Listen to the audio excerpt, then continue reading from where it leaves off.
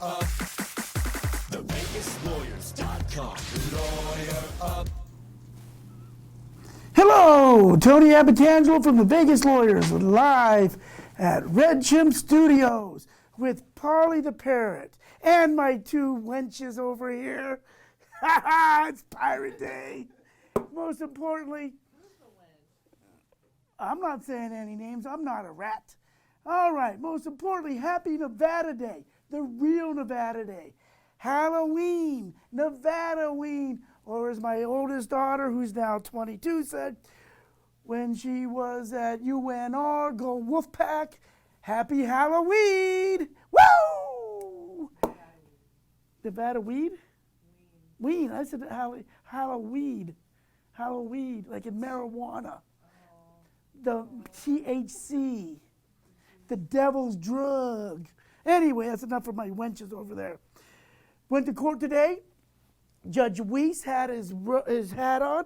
I put my bandana and patch on. Love Jerry Weiss. Vote for Jerry Weiss. Is a vote for justice. Vote for Jerry Weiss. All right, what else we got here? Mason, we went over a few topics, people that have been emailing and contacting us on our YouTube live, or YouTube show, whatever it's called, YouTube channel. What is it? Vegas Lawyers YouTube channel?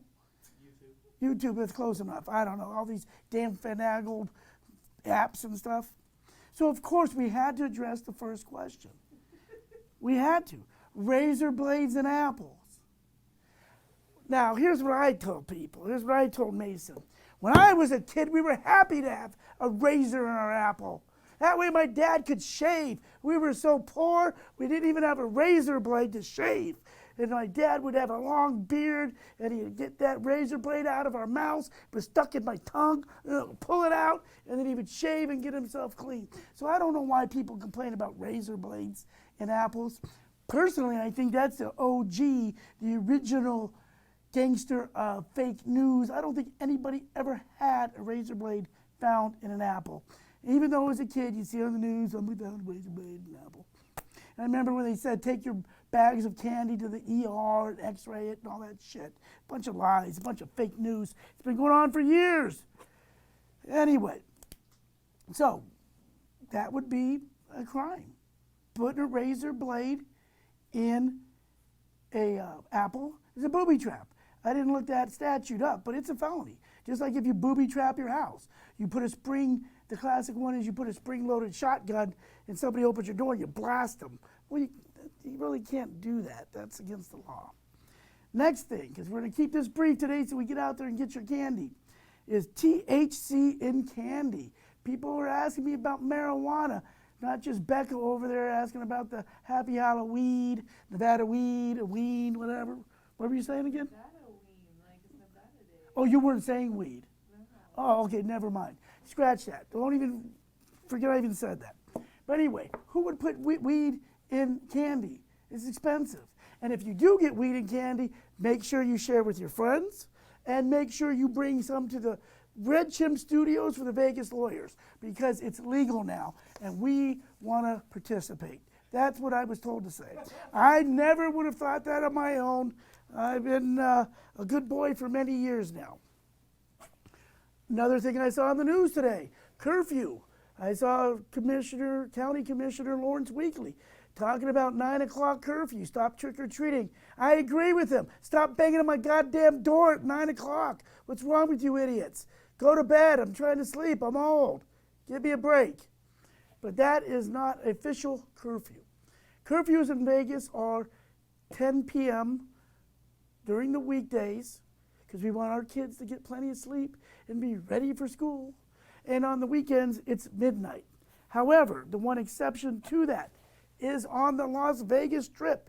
You cannot be an unaccompanied minor past 9 p.m. Yes, 9 p.m. So, if you're trick-or-treating on the Strip tonight, going to the Knights game, go Knights go. If they're playing at home tonight, and you're under 18, you need to be accompanied by somebody 18 or older. So, the next question somebody asked, which I thought was kind of interesting, was can you wear a mask in a casino? I presume you can. I didn't do any research, to be honest. But why not? What's going on? Why can't you wear a mask? Is that racism? Is that maskism? I don't know. But I think on Halloween, they're going to allow people to wear masks. And if they do tell you to take off the mask. You know why? It's private property. They do not have to allow you in private property. It's not a government agency where the rules and the Constitution apply. As long as they're not discriminating against you for race, age, sex, things like that, you are subject to the rules of the road which each private enterprise can establish. Princess Megan, we love you. How are you? Are you going to be a princess this year? Or are you going to be a wench? Join the ladies on my left. Speaking of masks, no, Furman, this is unfortunately how I look. Wait till you get old and decrepit like me. You bum. Who is? Melissa is Maleficent. We love Melissa. She says nice things, not like Furman. Vandalizing. Supposedly, my man Mason over here looked this stat up. I was surprised about this. That vandalism is up, or crimes are up 50% on Halloween. So what kind of crime is vandalism? For example, toilet papering a house, smashing pumpkins, not like the old 90s band, but hey, I'm old. Spray painting, well, it depends on what you're spray painting, you know. Spray painting your neighbor's house is a problem. Yes, tall person on my left. You have a question? Oh, you're just volunteering to spray paint the neighbor's house. She spray paints people's houses, but they pay her. They pay her. See, Becca is a very talented artist. Call the Vegas lawyers, 702-707-7000, to get Becca to come out, and she will charge you a fee, and you will get a house that looks dynamite, baby. She's amazing. She painted this place. Oh, that's right, I get the corner. Paul Pata gets the fancy schmancy stuff over there. But anyway, can't spray paint your neighbor's house. That's bad.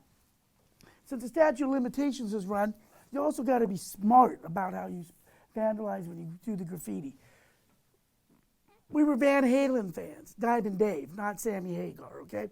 So we stopped on the 15 freeway, the overpass on Oakey, and Perry Woodward, not trying to rat him out because the statute's run, spray painted Van Halen logo, the VH, but then he put his name Perry next to it. So when Perry's parents drove by, we all got cross-examined and questioned.